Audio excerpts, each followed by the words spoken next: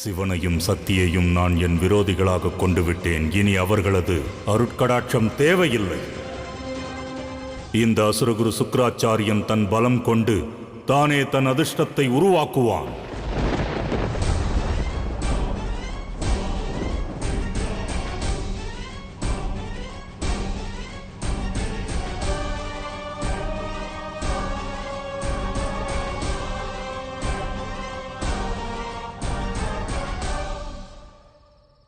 வாழ்க்கையில் பலமுறை முன்வைத்த காலை பின்வைக்கக் கூடாது என்று ஒருவர் முடிவெடுப்பது யதார்த்தமான ஒன்றே. எனினும் அது அகங்காரத்தினால் எழுந்த முடிவாக அமைந்திடுவது தவறாகும். அது அவனை முன்னேற விடாது. அதுவே அவனது அழிவிற்கு காரணமாக அமையும். சுக்கிராச்சாரியரும் இக்கணம் அந்த நிலையில்தான் இருக்கிறார் அல்லவா? அசுர குருவாக கடமையை செய்து கொண்டிருந்தவர் இப்பொழுது தன் கடமையை மறந்து பாவத்தின் பாதையில் அதர்மம் மற்றும் அக்கிரமத்தை செய்ய துவங்கிவிட்டார். இன்று சுக்கிராச்சாரியரைக் கண்டு பரிவல்ல, மன வருத்தமே எழுகிறது.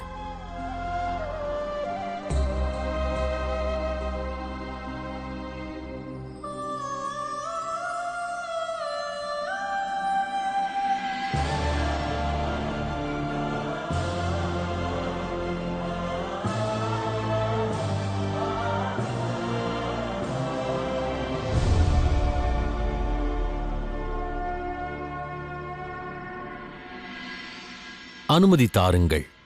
நீங்கள் யாவரும் எங்கள் மேல் பொழிந்த அன்பினை, மேலும் பக்தியை நாங்கள் என்றும் நினைவில் கொண்டிருப்போம்.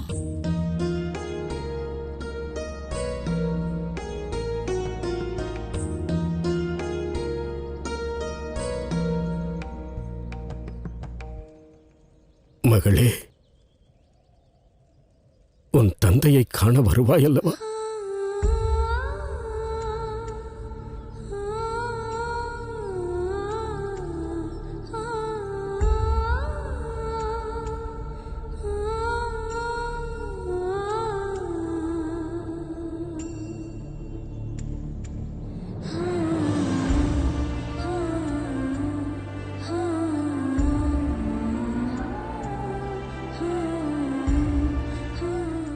தந்தையே,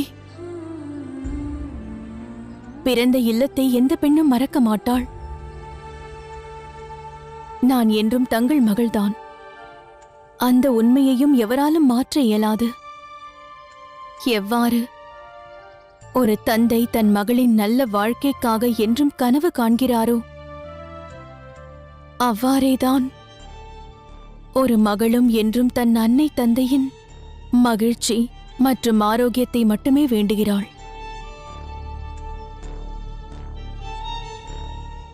உங்களை பிரிந்து செல்லவில்லை. தாங்கள் எப்பொழுது என்னை காண நினைத்தாலும் மறுகணம் உங்கள் முன்னே வருவேன். தங்கள் மகள் மீது தங்களுக்கு முழு உரிமை உள்ளது. தங்கள் உடல் நலத்தை பார்த்துக் கொள்ளுங்கள்.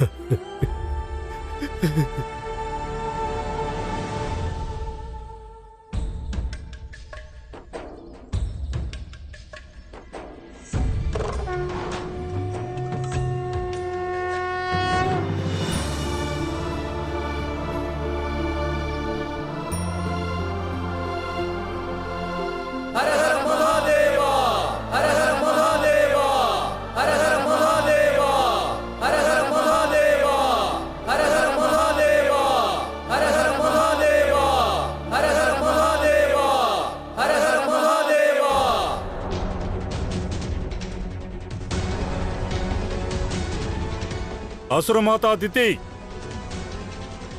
எங்கிருக்கிறாய்?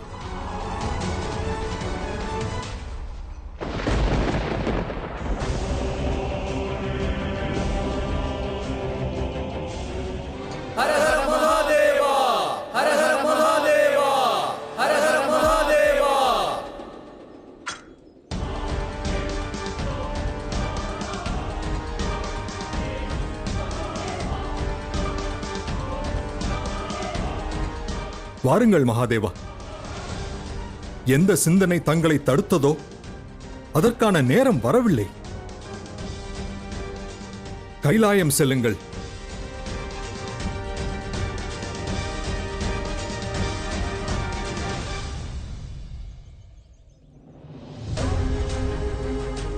அசுரமாதா, எங்கிருக்கிறாய்?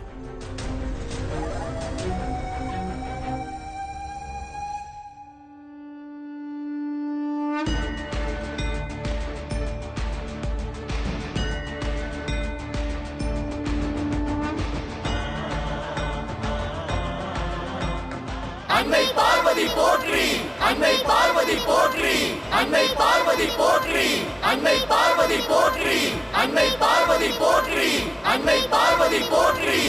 ஹர ஹர மகாதேவா, ஹர ஹர மகாதேவா, ஹர ஹர மகாதேவா, ஹர ஹர மகாதேவா, ஹர ஹர மகாதேவா, ஹர ஹர மகாதேவா.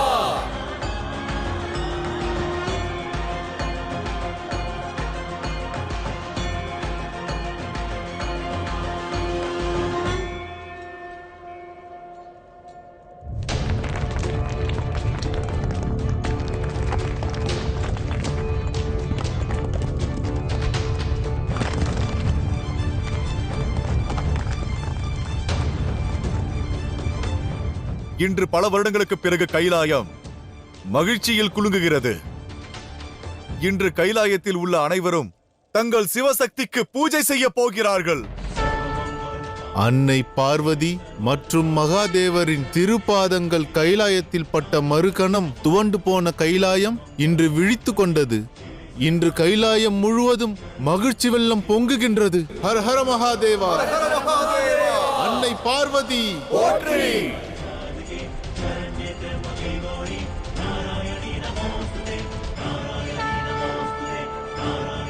ஆம் தந்தையே, அன்னையும் தாங்களும் தங்கள் இருப்பிடத்திற்கு செல்லுங்கள். நாங்கள் தீப ஆராதனைக்கு ஏற்பாடு செய்கிறோம்.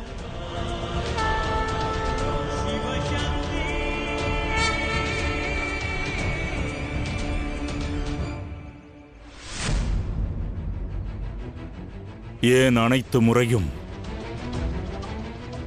நான் என் சக்தியை பிரயோகிக்க வேண்டியிருக்கிறது? ஒவ்வொரு முறையும் என் பலத்தை நான் நிரூபிக்க வேண்டியிருக்கிறது. ஏன் ஒவ்வொரு முறையும் அசுர குலத்திற்கே இவ்வாறு சோதனைகள் எழுகின்றன? ஏன்? அந்த தேவர்களிடம் அமரத்துவம் மட்டும் இல்லாமல் இருந்திருந்தால் அசுர குலத்தைச் சேர்ந்த எனது சீடர்கள் இந்நேரம் அந்த தேவர்களை இப்பிரபஞ்சத்தை விட்டே அனுப்பியிருப்பார்கள். ஆனால் நாராயணரின் சூழ்ச்சி காரணமாக அசுர குலத்தின் வரலாறு மாற்றப்பட்டது. தேவர்களுக்காக செய்யப்பட்ட நாடகத்தை இவ்வையகத்தோர் வேடிக்கை பார்த்தார்கள். ஆனால் எங்கள் செயலை மட்டும் கேள்வி கேட்கிறார்கள். யார் எங்களை ஏளனப்படுத்தினாலும் அசுர குலத்தின் பெருமையை நான் 8 திக்கும் பரப்புவேன். 9 கிரகங்களில் 3 கிரகங்கள் ஒன்றாக இணைந்தால் எப்பேற்பட்ட பிரளயம் ஏற்படும் என்று இவ்வையகத்தோர் காண்பார்கள்.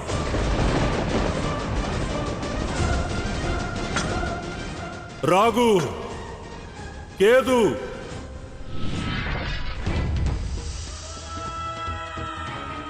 நவகிரகங்களில் 3 கிரகங்களான நாம் ஒன்றிணைந்தால் அந்த சக்தியின் வீரியம் என்ன? அதை பற்றி கூறுங்கள். குருதேவா, 3 கிரகங்களும் ஒன்றாக இணைந்தால் அது மனிதனாயினும் சரி, விலங்காயினும் சரி, அவர்கள் மனதை மாற்றி விடலாம். நமது விருப்பப்படி அவர்களுடைய குணத்தையும் நம்மால் மாற்ற இயலும். பிறகு எதற்காக இந்த தாமதம்? மூவரும் இணைந்து அனைவரின் மதியையும் மயக்குவோம். ஒரு சேனையை உருவாக்குவோம். சிவனை எதிர்த்து போராட, தேவர்களை எதிர்த்து நிற்க, பிரபஞ்சத்தை அழிக்க. நிச்சயமாக குருதேவா, அவ்வாறே செய்வோம். தாங்கள் எங்களுக்கு கட்டளையிடுங்கள். என்னுடன் வாருங்கள். நில்லுங்கள் சுக்கராச்சாரியாரே.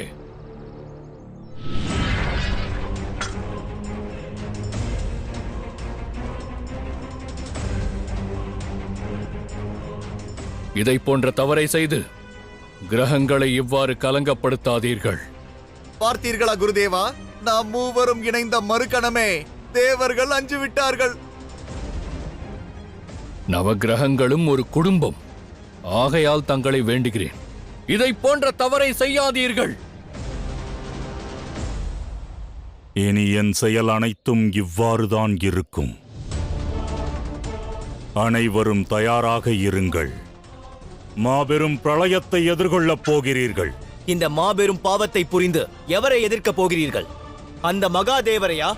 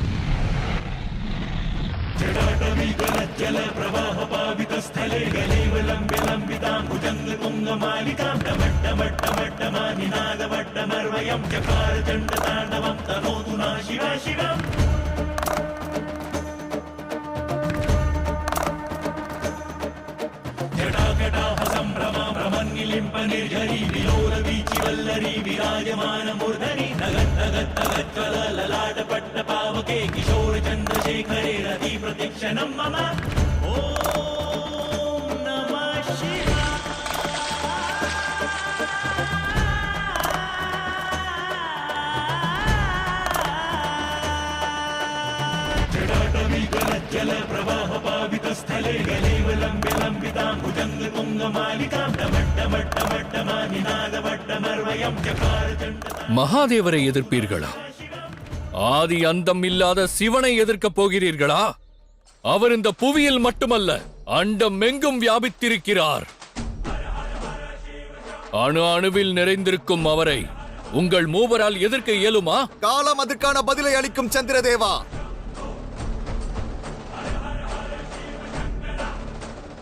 மகாதேவர் கைலாயத்தில் வசிக்கும் ஒரு நபர் அல்ல.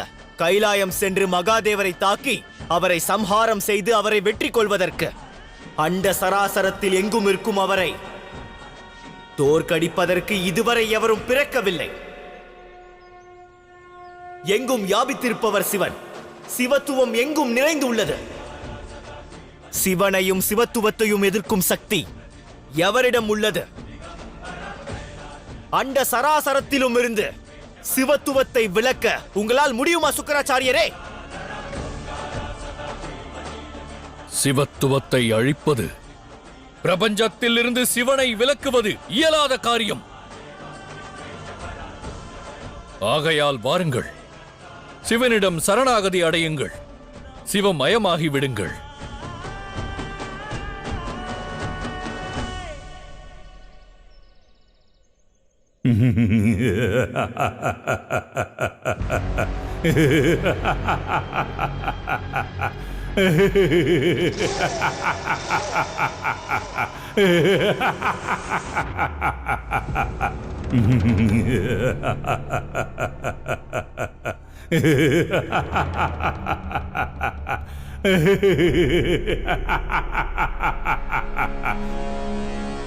சரியாக கூறினீர்கள்.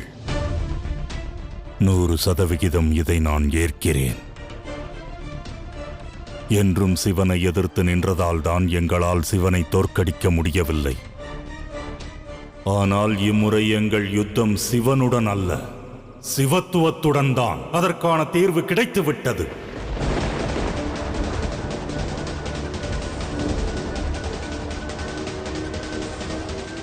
இப்பிரபஞ்சத்திலிருந்து சிவத்துவத்தை நான் அனைத்து இடங்களிலிருந்தும் முற்றிலுமாக விலக்குவேன். நான் தயாராக இருக்கிறேன், சிவனை அல்ல சிவத்துவத்தை எதிர்ப்பதற்கு.